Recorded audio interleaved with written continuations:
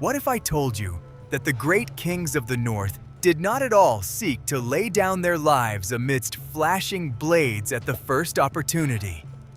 For centuries, the image of the grim Jarl, who always seeks his end in the thick of bloody battle for the sake of a coveted place in Odin's great hall, has been firmly entrenched in the collective consciousness. Many imagine these rulers as frenzied berserkers whose sole purpose is to die heroically on the battlefield under the blows of swords.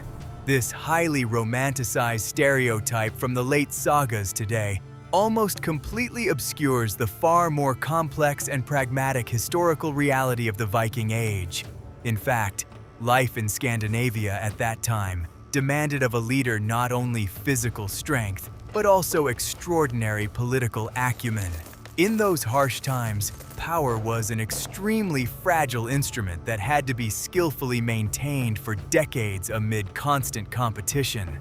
A konung's true greatness was measured not by the number of wounds he received, but by the wealth of his treasury, the peace in his lands, and the loyalty of his people. Instead of mindlessly charging the walls of fortresses, the northern rulers often used negotiations and a system of ransoms, preserving the lives of their best fighters. History has preserved many examples of how the greatest dynasties were built on patience and the ability to retreat at the right moment in order to deliver a crushing blow later. Watch the video to the end, and you'll learn exactly how the wisest leaders of the North managed to avoid mortal dangers and maintain their power well into old age. Are you ready to learn the truth about where the leaders actually were during campaigns? Scandinavian culture certainly glorified bravery, but the status of a leader entailed entirely different responsibilities. The konung or jarl was the key figure upon whom the coordination of the entire army's actions depended. His loss meant the immediate collapse of the entire campaign, a loss of control, and inevitable defeat. Therefore, experienced commanders preferred to direct maneuvers from high ground, maintaining a clear view of the battlefield. They devised tactics, directed units, and made decisions that changed the course of history. The leader's position was always where his orders could be heard and carried out as quickly as possible. Personal participation in combat was permitted only as a last resort, when it was necessary to inspire the warriors by personal example. However, even in such rare situations, the ruler never faced the enemy alone. Trained bodyguards formed an impenetrable wall of shields around him. This approach differs radically from the myths of reckless leaders who charge forward without looking back. Strategic thinking was valued by the army far more highly than the blind fury of an individual warrior. A successful campaign was measured not by the number of feats, but by the amount of resources acquired and the strength preserved. A chieftain capable of steering ships through storms and bringing his men home was held in boundless esteem. It was precisely such leaders who remained in power for decades, passing on their experience to new generations. Scandinavian ships, known as drakars, also served as mobile command posts. From the deck, the Jarl could monitor the coastline and issue timely commands to the rowers. This gave them an incredible tactical advantage over the heavy and unwieldy armies of continental Europe. The sea remained their primary element and the most reliable path to salvation in the event of unforeseen complications. Knowledge of navigation saved the kings far more often than the strongest iron. Glory came to those who knew how to strike a balance between boldness and caution. The chronicles are full of stories about rulers who preferred to forge advantageous alliances rather than take up arms. Diplomacy in the North was no less important than the art of shipbuilding. Negotiations allowed them to obtain the desired silver without a single casualty among their own people. This was the pinnacle of Scandinavian politics in the early Middle Ages. It was precisely this pragmatism that allowed the Vikings to create an extensive trade network stretching from Britain to Byzantium. They built fortified bases, exchanged goods, and established long-term ties. The konungs personally oversaw these processes, directing the flow of silver into their treasuries. Wealth ensured the loyalty of the Drugina more reliably than any oaths, and a loyal Drugina was the main guarantee of its lord's long life. Of course, history remembers the names of those who did not return from distant campaigns, but their fate often served as a warning to their more cautious contemporaries. A wise Jarl always learned from others' mistakes, refining his security system. He surrounded himself with the most loyal people, generously rewarding their service. This system of protection worked flawlessly for several centuries. You have to admit, this picture differs greatly from the Hollywood plots we're used to. I wonder how this topic is perceived in different parts of the world. Do you agree with the arguments presented? Write about it in the comments and be sure to subscribe to our channel to learn more hidden historical facts. The secret that people pay thousands for lies in the incredible cost of a noble Scandinavian's armor. Only rulers and their inner circle could afford perfectly woven chainmail. The process of creating such armor took blacksmiths many months of painstaking work at the anvil. Iron was valued extremely highly in those days, and high-quality steel cost a fortune. This armor made the leader virtually invulnerable to stray arrows and glancing blows in the chaos of an attack. Helmets with protective half-masks were also a symbol of exceptionally high social status. They reliably protected their owner's head, leaving only the eyes exposed. Common soldiers most often made do with leather caps or fought with their heads uncovered. Wearing heavy protective gear drastically reduced mobility but guaranteed maximum safety. Therefore, the konung could not and should not maneuver in the thick of the common soldiers. The leader's weapon was also a masterpiece of blacksmithing and cost a fortune. Patterned steel swords were passed down from generation to generation as the family's greatest heirlooms. They possessed perfect balance and incredible durability, surpassing standard equipment by orders of magnitude. However, such weapons served more as a symbol of power than as a practical tool for daily work. The chieftain raised his blade only to give the order to advance. His wealth allowed the chieftain to hire additional scouts to constantly monitor the surrounding area. He was always the first to receive information, which gave him time to consider his next moves. In the event of superior enemy forces appearing, the Jarl could order a timely retreat to the ships. A well-executed retreat was not considered a disgrace if it allowed the fleet and men to be preserved. The main task was to conserve accumulated resources for future, more successful campaigns. This is precisely why losses among the top leadership were more of an exception to the general rule. The vast majority of leaders returned safely to their native shores after the end of the summer sailing season.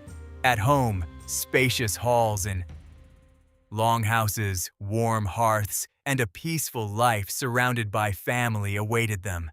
The day-to-day concerns of a chieftain demanded no less effort than leading sea voyages. The konung had to resolve disputes, distribute land, and judge lawbreakers. The justice system in the north was based on traditional assemblies called tingas. The chieftain acted as the chief arbiter, whose word carried decisive weight in any conflict. This required oratory skills, a deep knowledge of customs, and the ability to find compromises. True power was forged not across the sea, but here, among his fellow tribesmen on his native soil. A wise ruler understood that internal peace was more important than external victories. Those leaders who neglected internal affairs quickly lost the support of their communities. Their places were taken by more calculating rivals, ready to delve into the settlement's economic problems. Thus, natural selection in Scandinavian politics left only the most far-sighted leaders at the top. They built fortresses, developed trade, and consolidated their power through economic means. The life of such a person was one of constant toil, far removed from the clang of metal. Enormous wealth and influence allowed them to live out their days in comfort and security. Do you think ordinary members of the community could have achieved the same status through bravery alone? In the next chapter, you will learn why words and treaties protected leaders more reliably than even the highest fortress walls. What I am about to reveal is banned in 12 countries, for it shatters all stereotypes.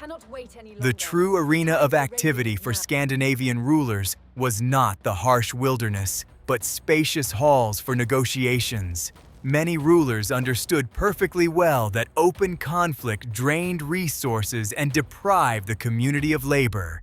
It was far more advantageous to negotiate with neighbors regarding the division of spheres of influence or safe passage for ships. Diplomatic marriages between powerful families were constantly arranged, binding rival clans with unbreakable ties. Such alliances ensured long-term stability and opened new prospects for mutually beneficial exchange. Wedding feasts lasted for weeks, accompanied by generous gifts and the sealing of important trade agreements. Young women from noble families became guarantors of peace, and their children inherited power in the United Lands. This complex network of kinship ties made any open conflicts between neighbors extremely disadvantageous. No one wanted to spoil relations with powerful relatives from a neighboring fjord. Thanks to this policy, the northern settlements became thriving economic centers. Goods from all over the known world, from Arabian silver to Frankish cloth and Eastern spices, flowed here. Control over these flows provided the Konung with enormous revenues without the slightest risk. He did not need to travel to distant lands himself. Wealth flowed into his hands on its own. All that remained was to manage the funds wisely to strengthen his own influence. A portion of the revenue was invariably set aside for gifts to the most influential members of the community. A generous chieftain enjoyed the boundless love of the people, and his authority became unquestionable. This tradition of gift-giving formed a solid foundation for the social structure of early medieval Scandinavia. Greed, on the other hand, was considered one of the most terrible vices for a person in power. A stingy ruler quickly lost support and his high status. Even military campaigns often ended not with the triumphant capture of cities, but with simple extortion. The Vikings would block river mouths and demand a huge ransom from the locals in exchange for their peaceful withdrawal. This tactic, known as Danegeld, yielded tons of pure silver and gold. Why waste energy storming fortress walls when you could get what you wanted through simple threats? Pragmatic calculation always prevailed over the thirst for destruction. The wealth obtained in this way was invested in the development of their own infrastructure back home. Leaders built bridges, laid roads, and constructed new, even more spacious ships. These projects required immense organizational skills and the ability to lead large numbers of people. The ruler became a capable administrator, concerned with the prosperity of his domains. The era of violent campaigns was gradually replaced by a time of creation and systematic territorial development.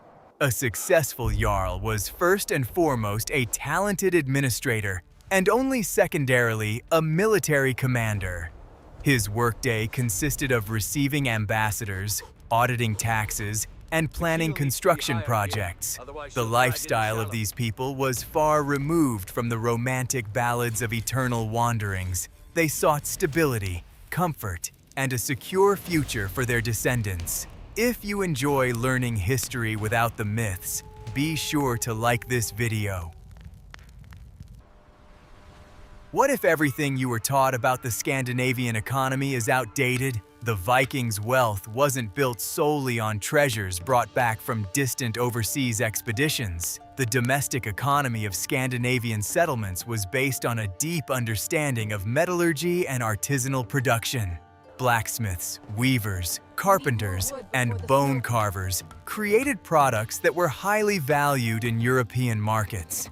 The konungs acted as the chief patrons of these craftsmen, providing them with raw materials and protection. Organizing large-scale production required a peaceful environment and strict adherence to the laws within the settlement.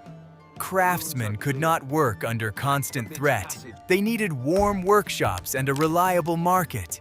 The Jarls personally oversaw the quality of the goods produced, understanding that the reputation of their lands depended on it.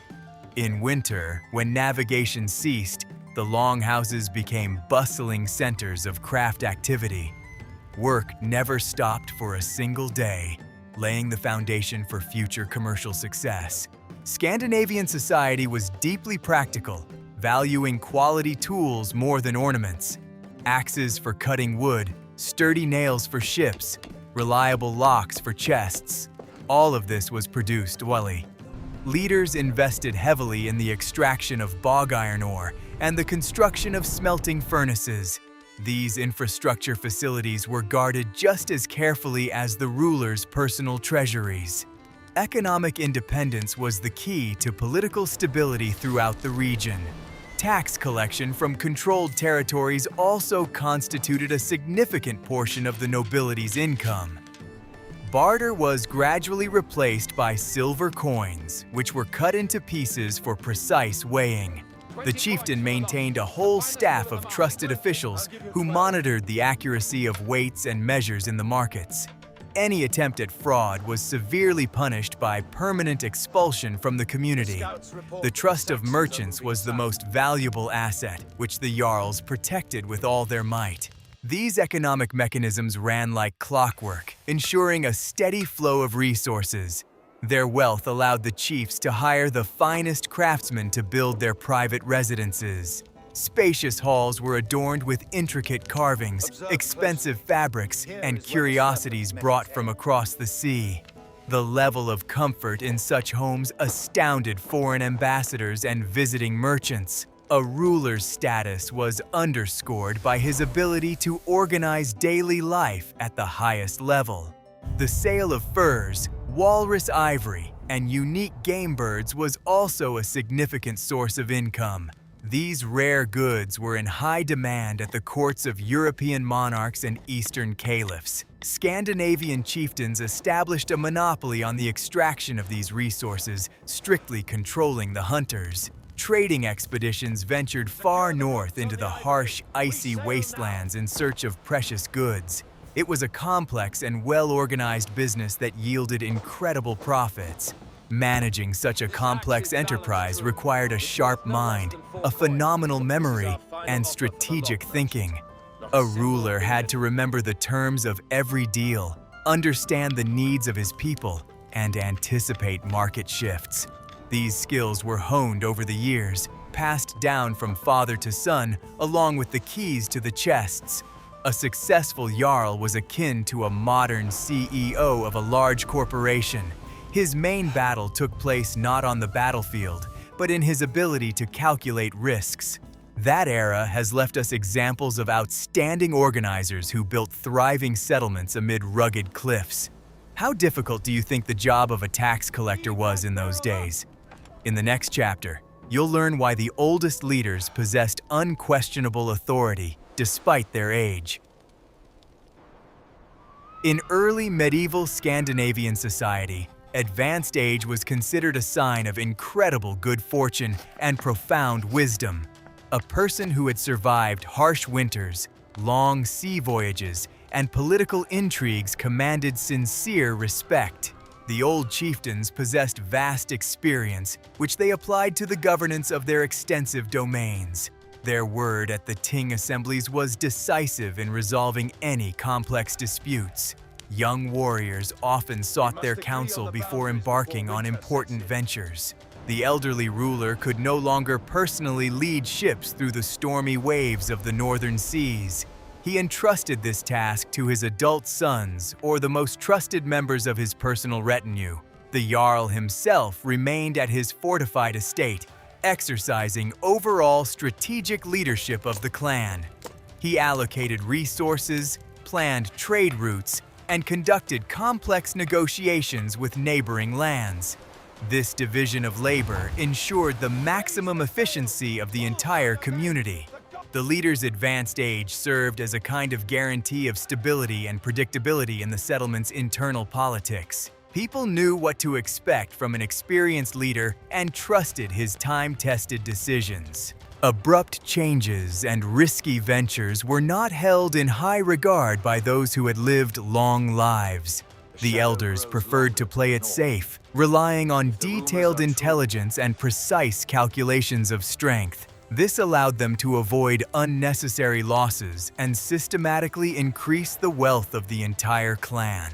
The longhouses of the old konungs gathered the finest minds of the time, craftsmen, merchants, and travelers. Over bowls of foamy drink, they discussed news from distant lands and the prices of wool and silver. The ruler listened attentively to his guests, gathering bit by bit the most valuable information for his future plans. These conversations by the blazing hearth served as the analytical hubs of the Viking Age. A wise leader always knew what was happening in the markets, from misty Britain to sweltering Baghdad. It was at this age that many leaders began to reflect on their historical legacy. They initiated large-scale construction projects, the building of new fortifications, ports, and roads across the marshes. These structures were meant to serve the community for many decades after their creator's passing. Construction required colossal organizational efforts and significant financial investments from the ruler's personal treasury. The memory of such deeds endured among the people far longer than tales of summer raids. Even after losing his physical strength, the old konung retained control over the most important resource, information.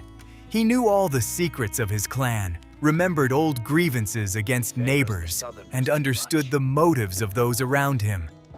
This intellectual capital made him an absolutely indispensable figure in the structure of Scandinavian society. Any attempt to overthrow such a ruler by force met with resistance from the entire system he had built. The authority of wisdom proved stronger than any armor and sharper than the finest Frankish swords. The lives of these people proved that intellect and calculation always triumphed over brute physical force. They built empires, managed the economy, and dictated their terms in international markets. Their longevity was no accident, but the result of a carefully thought-out life strategy and prudence. The Scandinavian North rested on the shoulders of these gray-haired pragmatists who ensured order and prosperity. History has preserved their names as examples of outstanding leaders of the early Middle Ages. In those days, old age was a privilege reserved for the chosen few, those who could think several steps ahead. Leaders peacefully handed over their power to their heirs, ensuring a smooth transition of leadership without internal upheaval. They retired, leaving behind thriving settlements, full treasuries, and secure borders. Their experience became a legend upon which new generations of Scandinavian rulers were raised. It was an era of the triumph of reason, organization, and tireless creative labor for the good of the community. The hidden truth that everyone keeps quiet about is the incredible influence poets had on historical events. Sagas and skaldic poetry served as the media and political PR tools of their time. The konungs generously paid the skalds to compose songs of praise about their incredible achievements.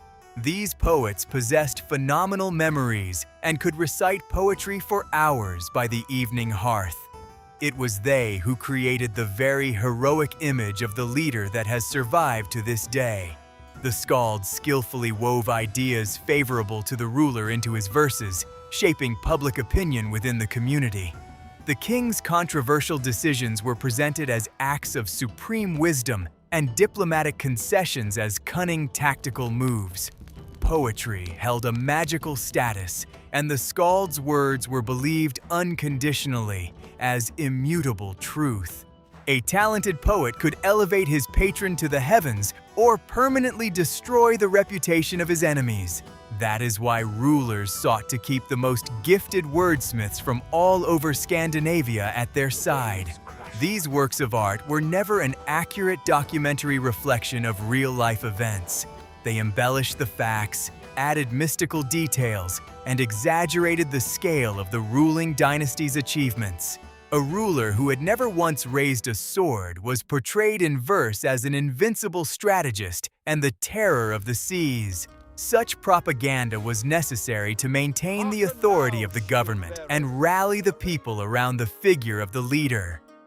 The illusion of power worked just as effectively as real power, but cost significantly less. Skalds traveled between the courts of various jarls, serving as a kind of diplomatic envoy and spy. They carried news, rumors, and fashionable poetic trends from one end of the northern world to the other. Through them, leaders sent coded messages to their allies or subtle hints to their rivals. The presence of a famous poet at a feast underscored the host's high status and wealth. Art was expensive, and only the most successful leaders could afford to keep a personal skald. By memorizing these poems, young people absorbed proper models of behavior and developed a sense of respect for the ruling clan. The sagas shaped the cultural code of the era, setting standards of honor, loyalty, and political foresight. They rarely mentioned the tedious daily grind of administrative management or the routine of collecting annual taxes. The focus always shifted to vivid, memorable images that were easily absorbed by listeners.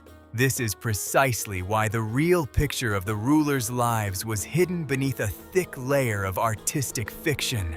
Many of the names we know today have survived to the present day solely thanks to the talent of the Scandinavian court poets. We know these people as they themselves wish to be remembered by their descendants. Their true faces, fears, and everyday concerns are hidden behind the idealized images of infallible heroes. They masterfully used art to achieve their pragmatic political goals of maintaining power.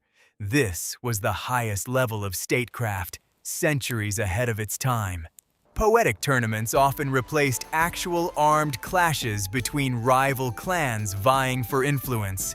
The jarls competed to see whose skald could compose a more refined and formally complex visu. The winner received not only public recognition, but also very real economic and political advantages. This was a peaceful outlet for ambition, allowing the fragile balance of power to be maintained without the use of weapons. Art served as a reliable safeguard against destructive internal strife in the harsh north. An understanding of the role of information made Scandinavian leaders true masters of political intrigue in their time. They crafted their image over years, carefully planning every public appearance and every generous gesture. The Viking Age was a time of clever manipulators who understood the importance of a good reputation for a long reign. Do you think the methods of influencing the masses have changed much since those ancient times? In the next chapter, you will learn how security was organized within the most secure strongholds of the Scandinavian jarls. The Konung's security began with the right choice of location for his main residence. The estate was always situated on high ground, offering a clear view for many kilometers around. The approaches to the longhouse were monitored by a system of watchtowers and signal fires in case of an alarm. The settlement was surrounded by deep moats and high earthen ramparts, reinforced with a sturdy wooden palisade. It was practically impossible to breach such defensive structures without special training and siege engines. The longhouse itself was a veritable fortress, capable of withstanding a prolonged siege by enemies.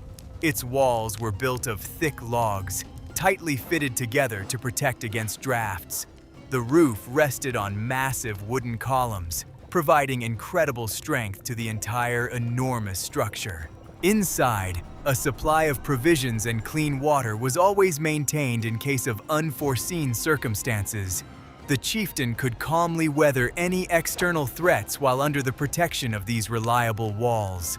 The Konung's courtyard was patrolled around the clock by specially trained guards selected from among elite fighters.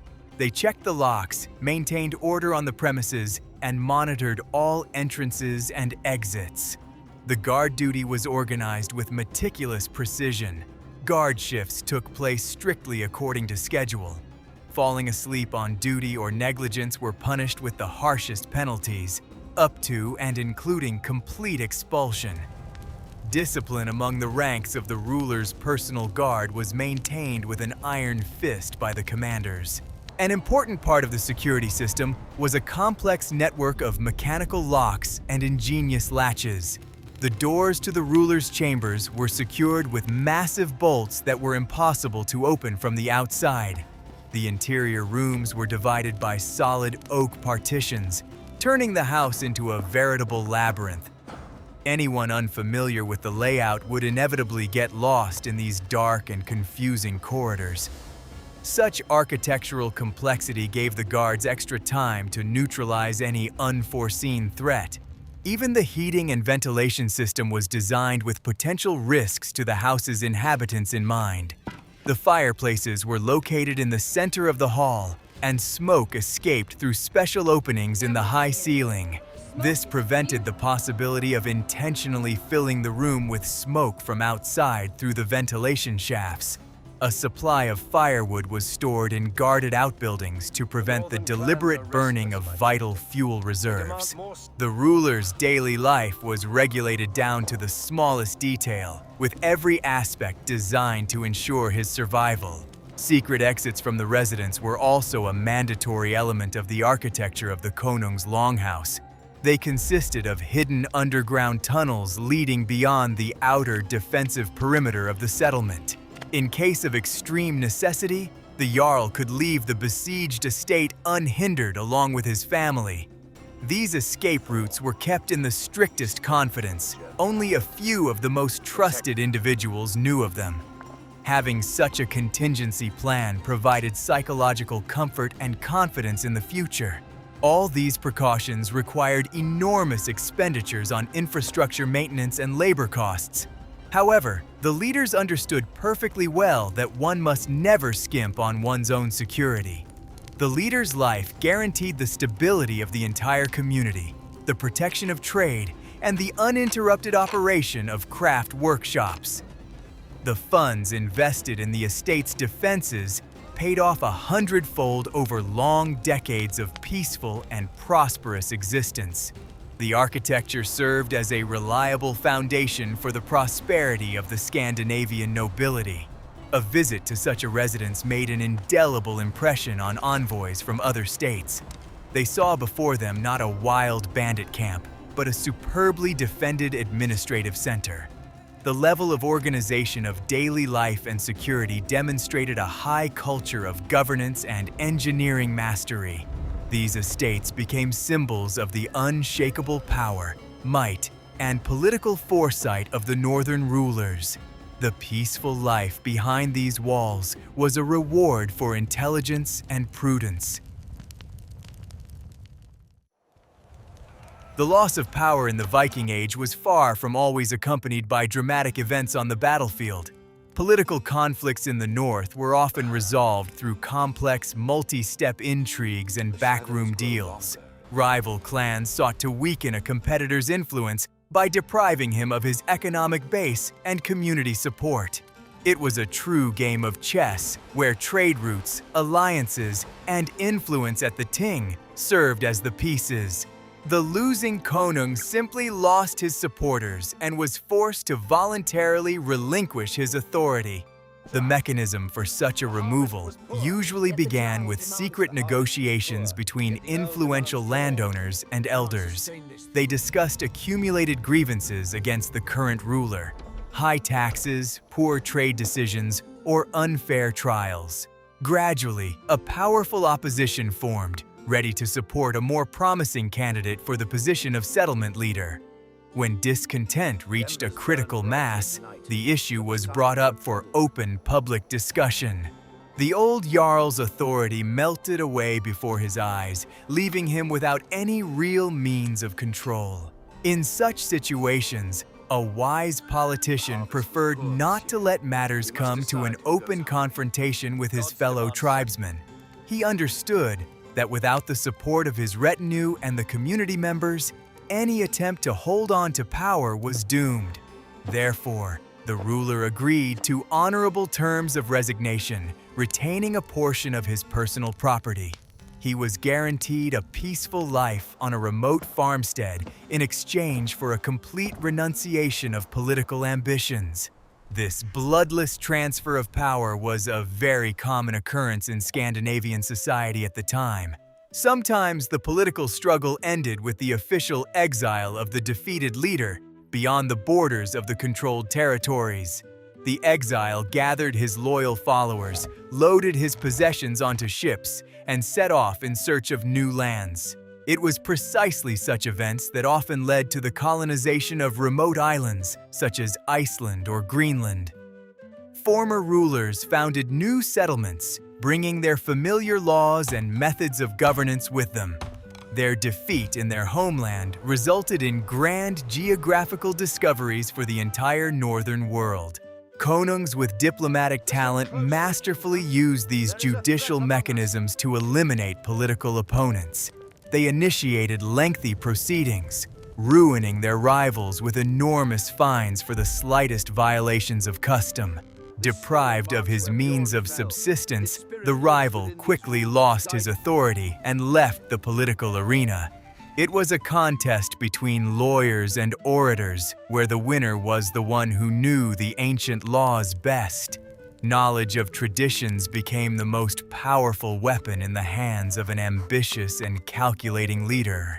The hostage system also ensured that the political balance within major regional alliances was maintained. Noble families exchanged their sons to prevent the possibility of sudden betrayal or a coup. Young men grew up at the courts of foreign kings, receiving an excellent education and forging connections. This practice made the Scandinavian elite an incredibly cohesive and interconnected cultural community. Sudden political shifts in such a tightly knit system were practically impossible without universal consensus. Religious leaders and priests of ancient cults also played a role in shaping the balance of political power. They interpreted omens, conducted ceremonies, and could openly support or condemn a ruler's actions. Their authority was unquestionable, and a wise jarl always sought to secure the support of the clergy. Generous donations to the temples ensured the favor of the gods and, more importantly, the favor of their ministers. Religion served as yet another powerful tool for legitimizing power in the eyes of ordinary community members. This entire complex and multifaceted system of governance made the king's life as safe as possible from direct threats. Politics in the Viking Age was an art of compromise, economic calculation, and subtle psychological maneuvering. Leaders stepped into the shadows, losing influence but preserving what was most precious, their lives and freedom.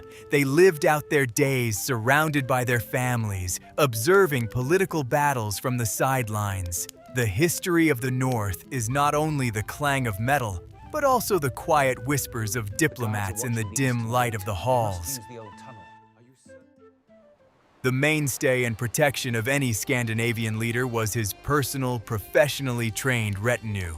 These men were called herdmen, and their lives were inextricably linked to the life and well-being of their lord. The herdman's armor was always the finest that local and European smiths could offer.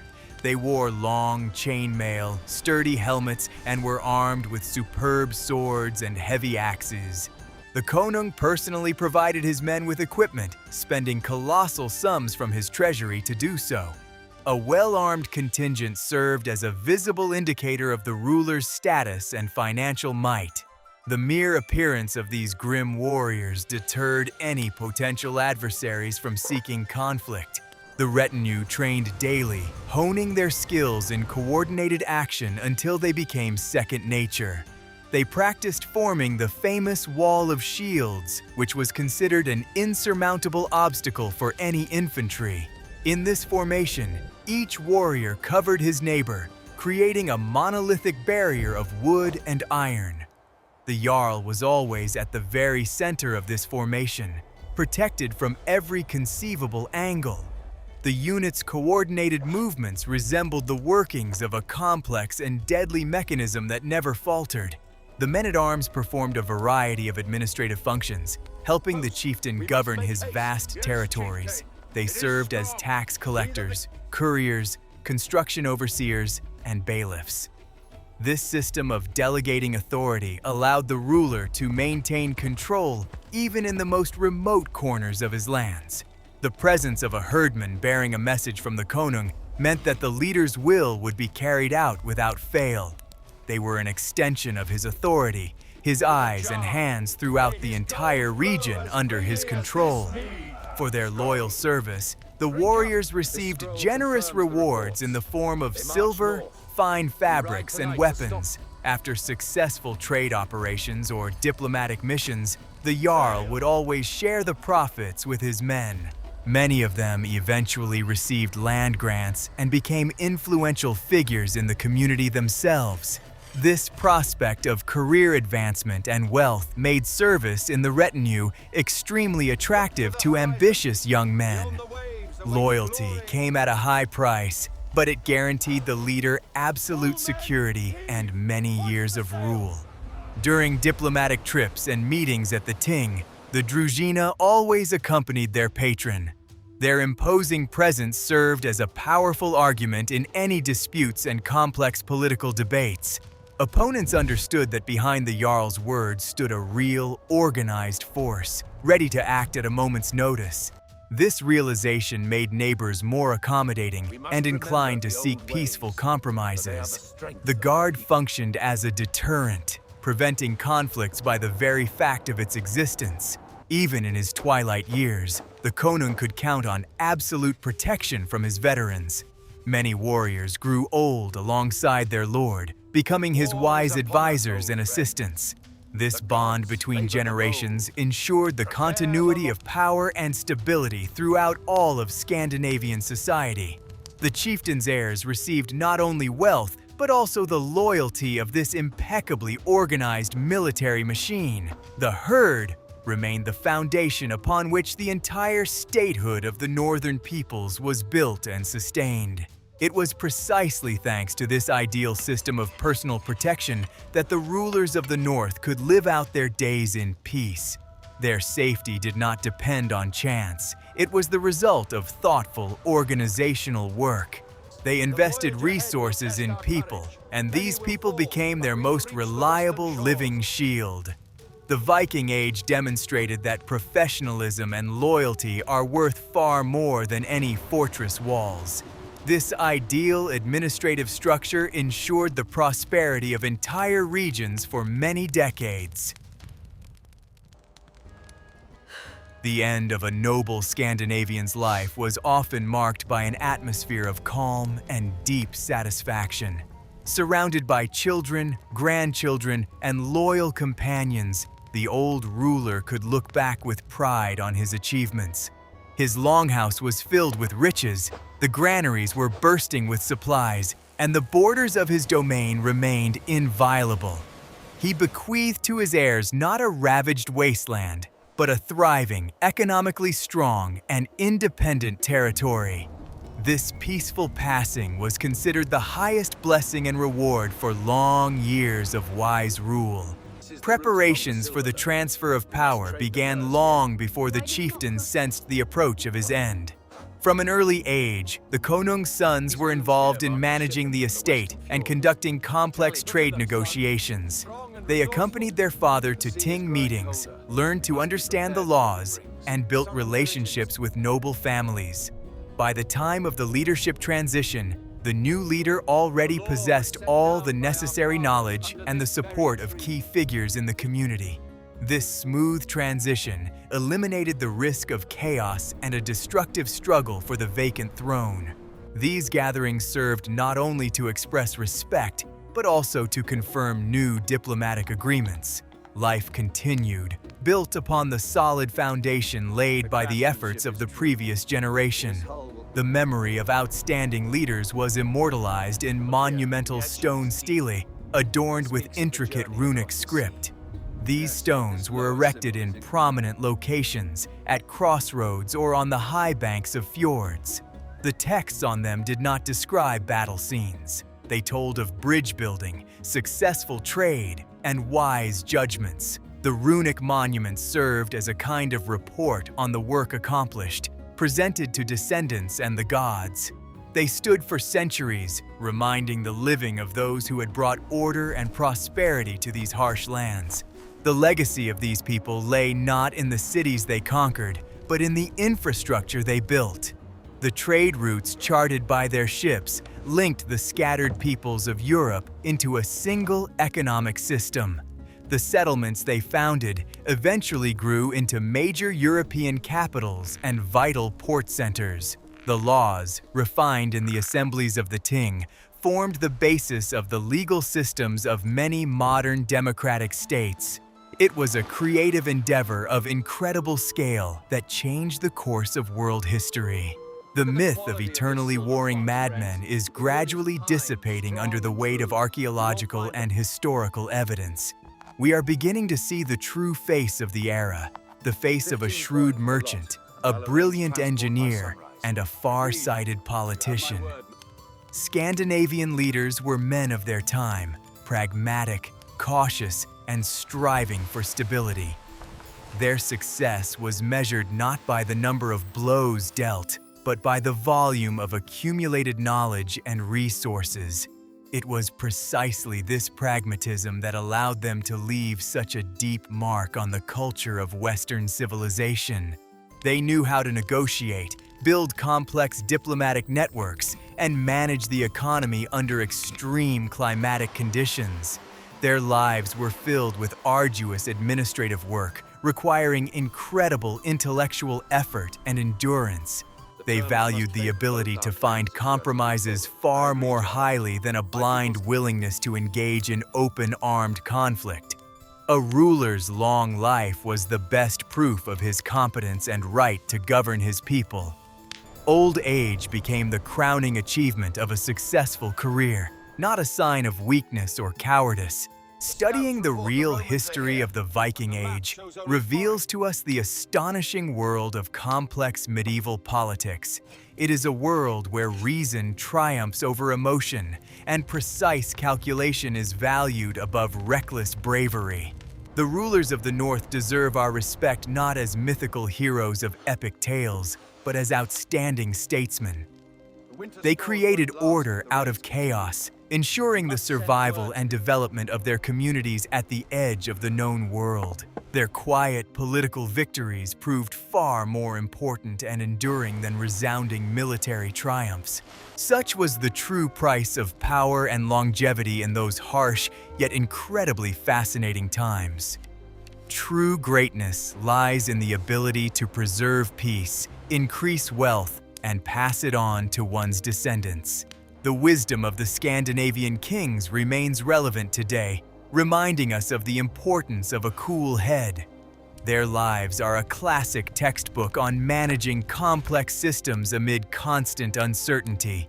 The age of the great navigators was, above all, an age of great builders and wise rulers. We have examined only a small fraction of the cunning tactics and political strategies that helped the rulers of the North preserve their power and their lives. Behind every successful konung stood not only his personal intellect, but also incredible composure, the ability to negotiate, and the skill to plan years in advance. These stories show that human intelligence and organization can overcome any, even the harshest, historical circumstances. The Viking Age is not just a time of great discoveries, but also a complex lesson in political wisdom worth studying. Please suggest topics for future videos that you'd like to see on our channel in the comments, and don't forget to subscribe so you don't miss out on new historical investigations.